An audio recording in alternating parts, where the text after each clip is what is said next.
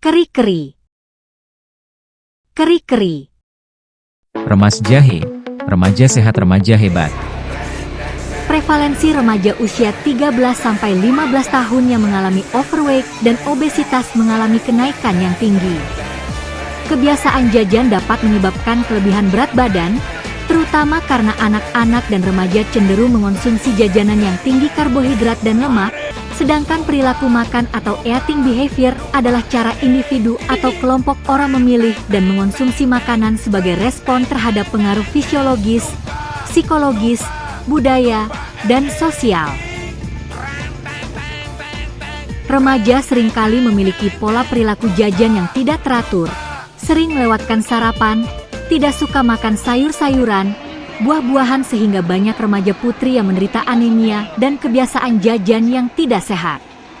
Hal ini dapat disebabkan oleh berbagai faktor, termasuk jumlah uang saku, pengetahuan gizi seimbang dan citra tubuh mereka.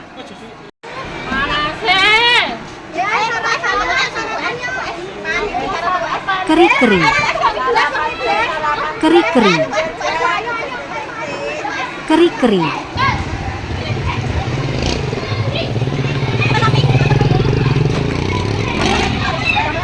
Remaja dengan status gizi normal seringkali memandang tubuhnya gemuk.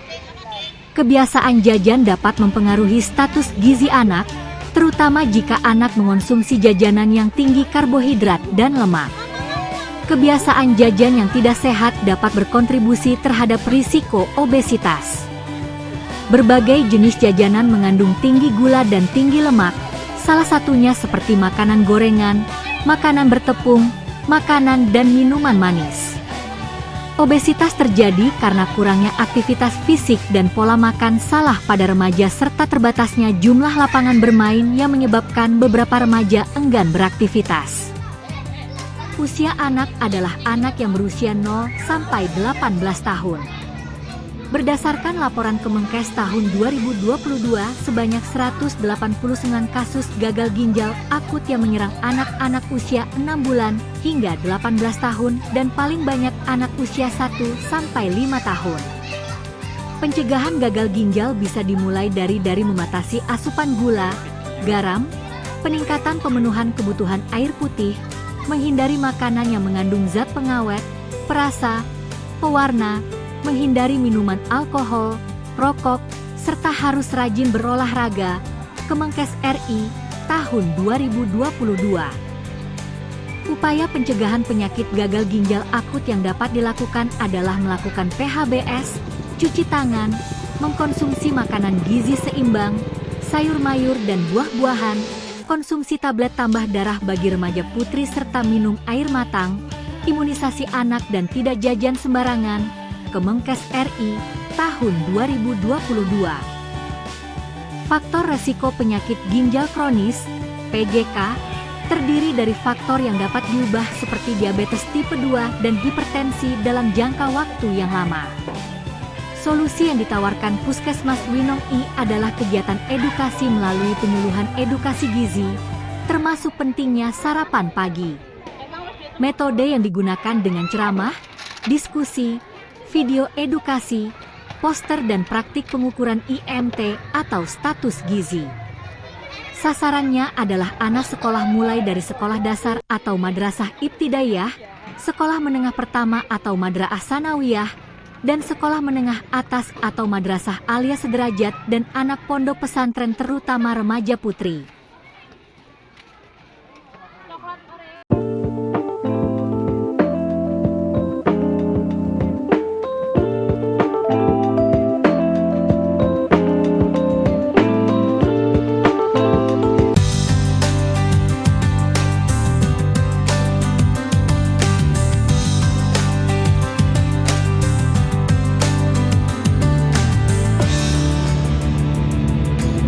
Bisa langsung buka linknya ya kalau memang HP-nya ada kuotanya. Ada kuotanya tidak? Nggak ada. Kalau nggak ada minta akses wifi di sekolah.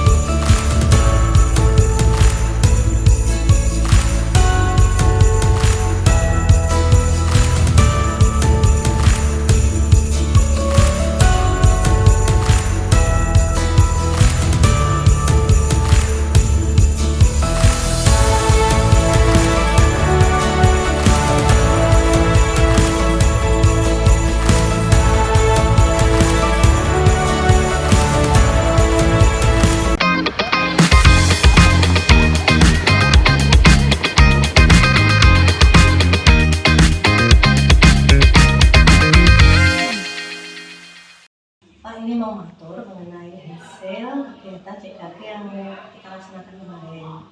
Dari hasil pelaksanaan kemarin itu Pak, ada beberapa hasil pemeriksaan gula darah sama tekanan darahnya yang tinggi untuk anak-anak yang tidak pondok.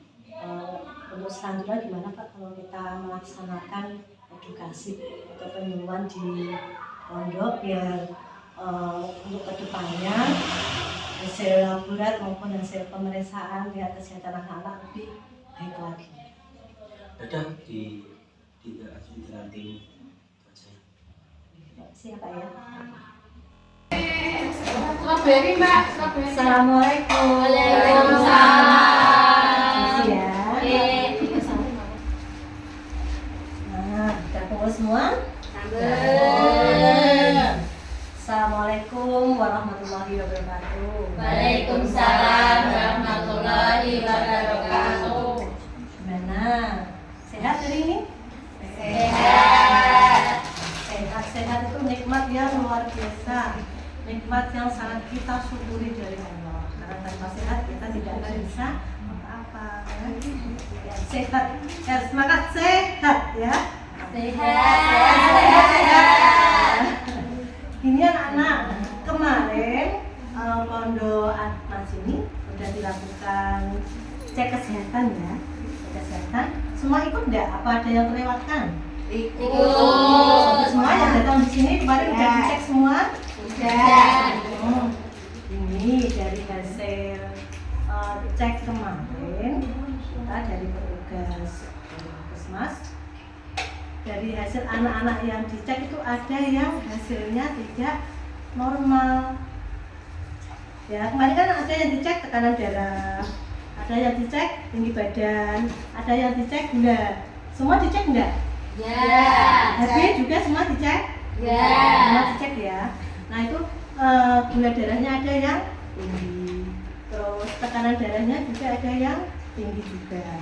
Nah untuk itu kami dari Puskesmas mau memberikan edukasi pada adik-adik semua ya tentang apa itu hidup sehat, tentang pola hidup sehat, tentang penyakit yang bisa ditimbulkan karena pola hidup yang tidak sehat.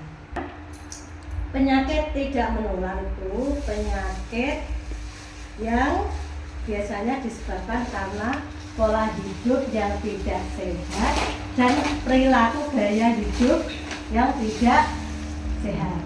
Sedangkan penyakit yang menular biasanya disebabkan karena virus, karena bakteri, dan bisa berpindah dari satu orang ke orang lain.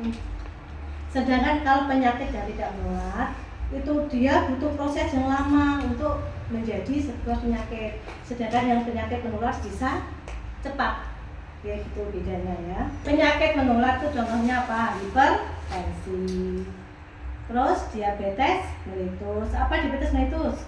Kencing manis. Pernah dengar nggak kencing manis? Tensi tadi udah. Jantung, stroke itu termasuk penyakit yang tidak menular. Sakit ginjal, nah itu juga. Asma beda dengan penyakit batuk yang disebabkan oleh infeksi, beda ya. Nah, asma, terus gangguan kejiwaan, terus ada lagi gangguan penglihatan. Ada yang pakai kacamata ya? Nah ini berarti sudah mengalami gangguan Jiwa. macam-macam. Kita fokus ke penyakit tidak menular dulu ya. Nah untuk penyakit yang menular nanti kan udah tahu penyebabnya, karena kuman, karena bakteri, karena jamur, karena dan penularannya bisa lewat kontak langsung maupun lewat udara. Tapi kalau penyakit tidak menular, untuk timbulnya suatu penyakit itu melalui proses jangka panjang. Biasanya penyebabnya karena faktor-faktor resiko dari penyakit tidak menular itu sendiri yang tidak segera diatasi. Apa saja penyakit faktor-faktor resiko dari penyakit tidak menular itu? Yaitu ada merokok, terus diet yang tidak seimbang, kurang aktivitas fisik, konsumsi alkohol, dan stres. Nah dari faktor-faktor resiko ini kalau tidak segera diatasi, kalau tidak segera ditangani, akan perlahan-lahan bertambahnya waktu bisa menjadi sebuah penyakit yang disebut penyakit tidak menular. Gimana supaya faktor-faktor resiko penyakit tidak menular ini bisa segera diatasi, yaitu dengan cara cerdik. Cerdik itu meliputi apa saja? Satu, cek kesehatan secara berkala, hindarkan asap rokok, rutin aktivitas fisik, diet seimbang, dan kelola stres. Kalau kelima ini bisa kita atasi, maka penyakit tidak menular sedini mungkin tidak segera muncul. Itu ya. Kemarin pas cek kesehatan dicek apa saja? Ingat-ingat, ayo, dicek apa saja? Pertama kali datang di Timbang dulu ya. Oke. Itu untuk mengetahui apa? Berat badan. Berat badan. Kedua, tensi ya. Lingkar perut juga ya. Ya, lingkar perut. Penimbangan tinggi badan, lingkar perut, terus di tensi. Nah, tensi itu mengetahui tekanan darahnya. Nah, itu tekanan darah tinggi apa enggak? Kan nanti dilihat.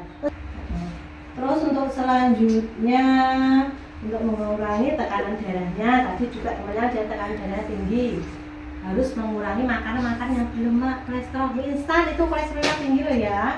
Lemak, mie instan, sosis itu juga nggak sehat. Ya, itu harus dikurangi. Sosis biasanya apa, Bu, kalau setelah? Makanan-makanan yang sehat ya. Kalian semua sama masih sehat, tapi nanti bertambahnya waktu itu yang menyebabkan gula tinggi tadi numpuk di dalam tubuh, terus lama-lama jalan 5-10 tahun yang akan datang akan timbul penyakit gula darah.